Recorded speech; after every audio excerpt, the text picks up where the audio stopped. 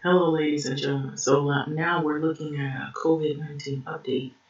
Statewide ICU capacity falls to 0%. And this was on Christmas Day, and this is here in California. And I'm sure LA is a part of it because there's multiple articles stating that LA is out of control with COVID-19, which is true. And I have to agree with them because I see still a lot of people who refuse to wear anything protective. They haven't been, and the only time that people will wear anything is if they're instructed to do so when they go inside of a place of business like a store. Um, and they have some stores that'll even give out face masks because they won't allow people to go in without one. That's how bad it is out here. Um, so this article is basically talking about how they don't have any ICU beds available. So the first time it fell to zero across the entire state. And so some of the counties like Los Angeles and Orange County have 0%, which I already knew that. And I believe it's still that way. So even after Christmas, and so for over a week, it's been like that, but the state at large has recently floated between 1 to 3%, they say. So the drop is likely due to the less populated counties in the state, which had previously seen much better numbers finally dipping. So Governor Gavin Newsom said that the state had 2.5% ICU capacity on Monday. Wednesday, he reported that it had fallen at 1.1%, and then on Christmas Day, after it became the first state and the 2 millionth infection, available capacity officially dropped to not even 1. It was 0% in California. So 351 lives have been lost. He was saying, this is basically him on Twitter. He says we reached 2 million. And so COVID-19 cases in it, but behind those numbers is a person. And so 351 lives were lost on yesterday. Our hearts are with those families. To our healthcare heroes, we see you, you matter, and there is nothing more courageous than the work that you do. That's basically what he's saying in the video. And so there are still beds available in the state because the health officials have explained official omits in ICU availability for kids, other beds not appropriate for the majority of the state's adults. So Newsom's reported that they stress that the 0% is just the bottom of the hospital traditional ICU network. So he said again this week that there are about 20% surge capacity, and it can and has been added through bringing in federal workers, breaking the normal nurse to patient ratio, and sourcing more ICU nurses, such as those recently retired, and the state's populations are still scenes of the patients lined up on stretchers outside emergency rooms are beginning to emerge. And so the frighteningly similar to the images seen earlier in the pandemic of New York and in hard hit countries like Italy. And so that's what it's looking like on Friday. Director James Gunn tweeted that it about the heartbreaking trouble that friends and family had in finding treatment at the hospital because COVID-related overcrowding. And so I know that to be true because I've had some people that I know that claim that they couldn't even get like regular appointments. They may not be infected with this disease, but they just for regular appointments, you have to schedule far in advance, and you might not see a doctor for weeks because of the overcrowding, and then that scares people because they're thinking, okay, if you're not infected, you go to this hospital for a regular appointment for something else, will you become infected now that you're in the hospital around so many people who are infected? So that's what keeps people away, and that's probably why they have also deaths of people from other like unrelated COVID um, complications. And so this is James Gunn. He says, my friend's father had cancer surgery a week ago. 2 days later, he had complications. He went back to the hospital, but he couldn't get a bed because of all the COVID patients. So thanks to places like Scala, I will never, ever eat at you again. Hashtag La Scala. So, Merry Christmas to everyone. La Scala, Beverly Hills location is tucking these invitations in the indoor New Year's. So, this was on the news. This is in Beverly Hills. So, I guess this is invitations for a New Year's get together gathering. And so, they're basically trying to tuck these away so that it could be a word of mouth to let people know they're still having New Year's parties where it's indoors.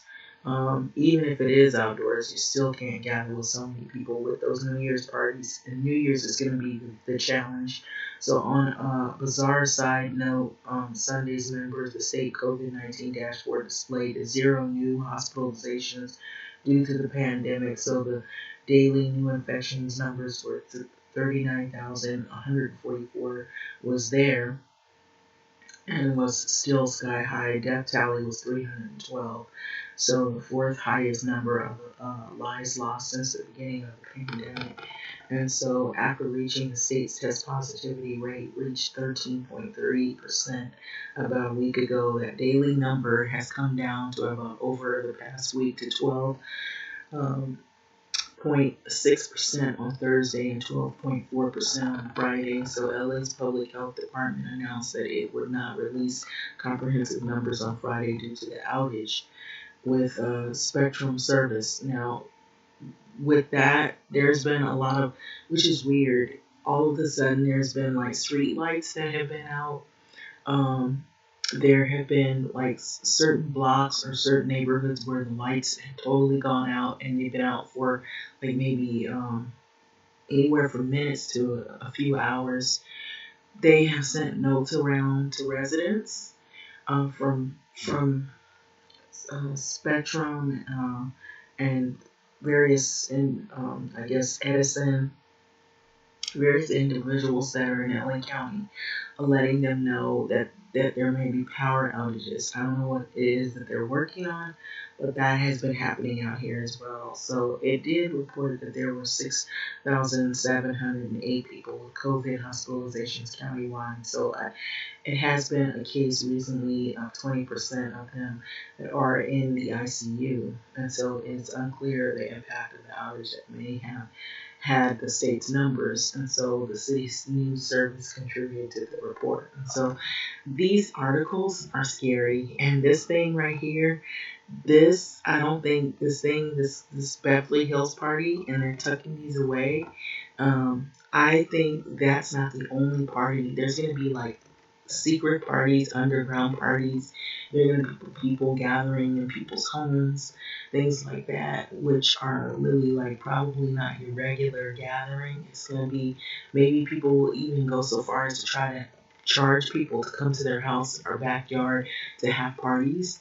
And that's how they'll make their money if they're really struggling, because look what's going on. You know, people are worried about their rent or mortgage or maybe paying bills. It may not even be that. It's just having to get by. And so people are desperate. So out here in LA County, in LA, and well, I'll say South LA, what I've seen people, having little underground parties, doing things that are probably extremely risky. And the only way they can break up the parties is if they happen to drive by and see that there's too many cars or too many people gathered, or if somebody like this person gives them the invitation and let them know the address and who's doing this, so that they can nip it in the bud before it turns into something chaotic and you have people that end up in the hospital like this person, here. And so it is crazy out of control out here. It's like you don't know what to do. It's like you're rushing to the store to get your incidentals and your food and the things that you need, and you don't know who you're gonna bump into or who you're gonna be around that might be infected. And it's crazy like that. It's like when everybody's on survival mode. And then with the COVID relief package sitting on the desk of Donald Trump, and people do want more money, but if we could have some money right now would also help as well. And so just that, and not respond and just let it sit there and linger in limbo, it puts a lot of Americans in a spot. And so that could be somebody's rent. That could help somebody stay in their home at least for a few months more until they work out or iron out all of their differences, or maybe they send some more money or something like that later. But having zero is not great either. You know, so it's just a really complicated time.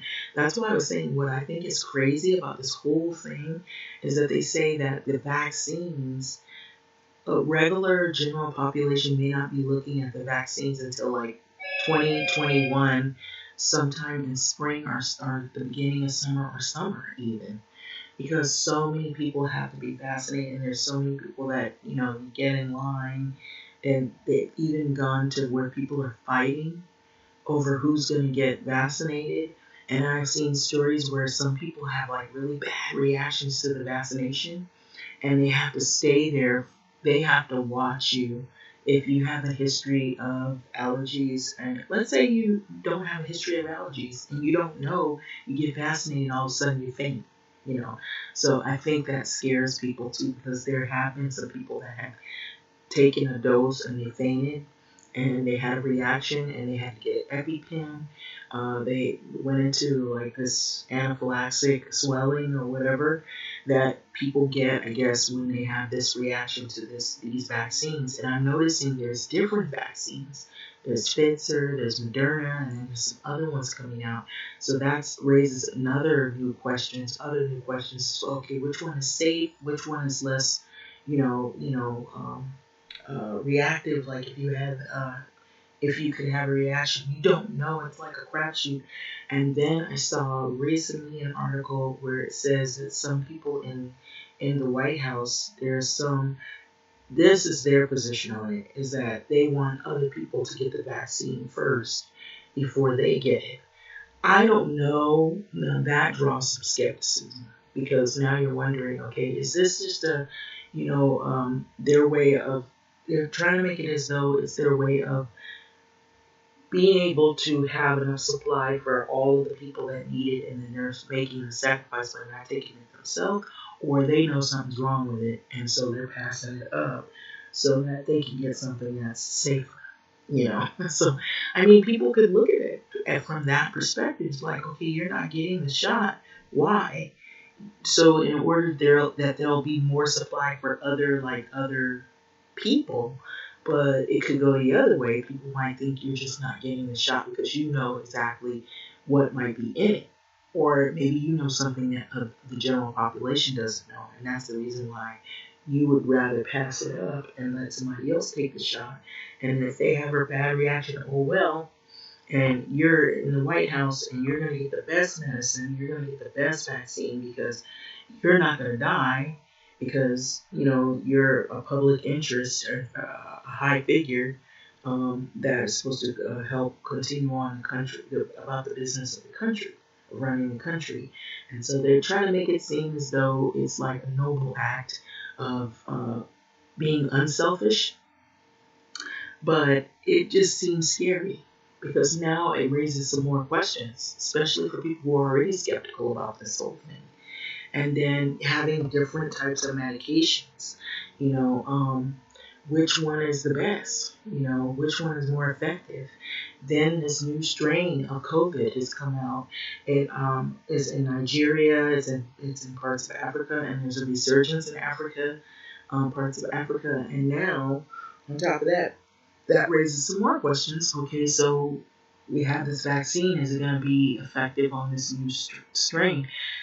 There was a woman, however, she was saying that it is effective on the new strain, because the way she worded it in her medical terminology is that it should be just as effective on this new variant or this mutation. Also, I'm hearing that there might be other pandemics that may come down the pike.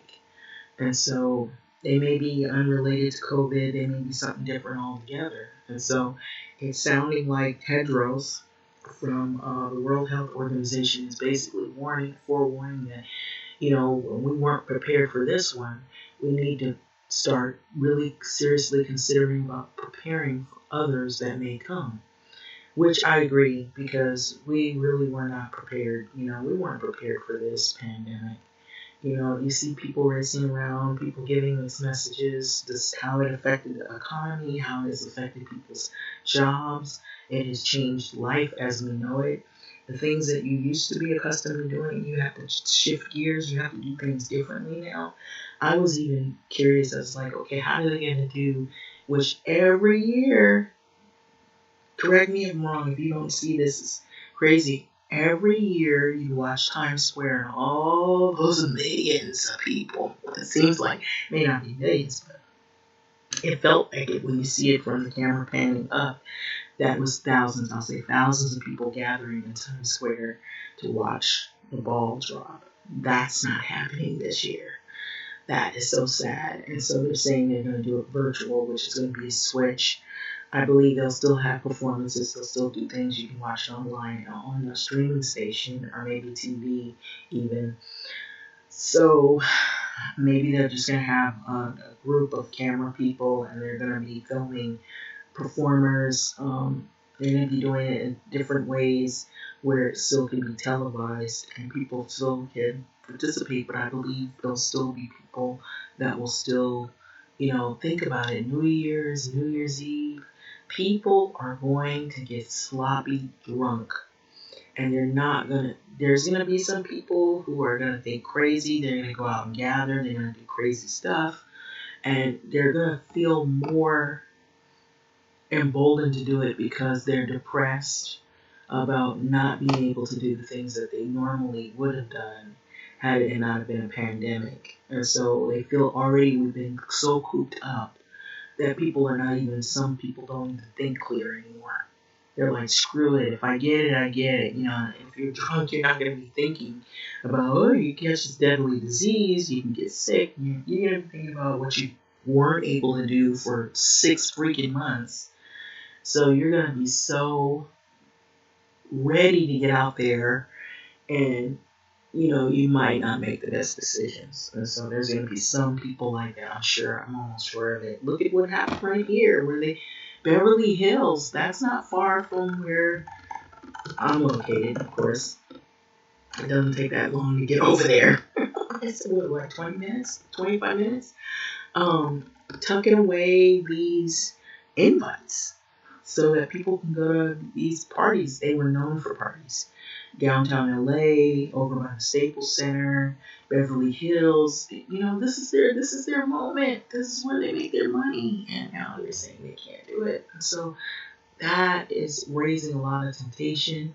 I'm sure there's going to be some house parties. There's going to be some stuff going on. Here in South LA, you hear firecrackers, you hear gunshots, you hear, I'm just being real. If you hear all of that, some of fancier neighborhoods tucking invites away. And a lot of the people in Beverly Hills, there may not be a majority, a large majority, but there's a significant amount of people over there in Beverly Hills who were having protests over there in regard to Trump. And so a lot of those people at his parties, they didn't wear masks. And, they're about going with their face all open and gathering and whatnot. And they have a lot of money and they figure, they can pay to get the vaccine if they really do get sick. So some of that is arrogance, it's ego and selfishness, but and then too, they're about the money. They're not even caring about who. You come to the party, you get sick, that's you. So it's just scary times we're living in, and we're only in this at the end of December. We're about to go into January pretty soon, and if you don't have the money or you don't have the connections that some of these wealthier people do, or these people who are frontline workers or whatever, you may not be looking at any vaccine, if you're one that wants to partake in that, until next year, sometime in summer. And so between now and then, it's a race to survive. That's what it feels like. That is the ultimatum that you have is, they throw at you, wear your mask, wash your hands, social distance. Okay, so you're in a city where how many people are not wearing their masks, not social distancing, not giving a shit? I'm just being honest. Um, so you do the best that you can. That's pretty much how it is, and it's scary because it's like you're basically telling people, okay, you're on your own until late spring, early summer, or maybe late summer. And however you survive, it's how you survive. If you make it, great. If you don't, we're sorry. Our condolences out to you and your family. That's the handshake we're getting, and that's what's upsetting to people. So that's also causing a lot of anger and frustration as well. And then on top of that, you don't have any stimulus money. It's not guaranteed you're gonna get that either. So, with having said that, I'm gonna let this video go. What do you think about it? It's really, really messed up, as they say. Thanks for listening.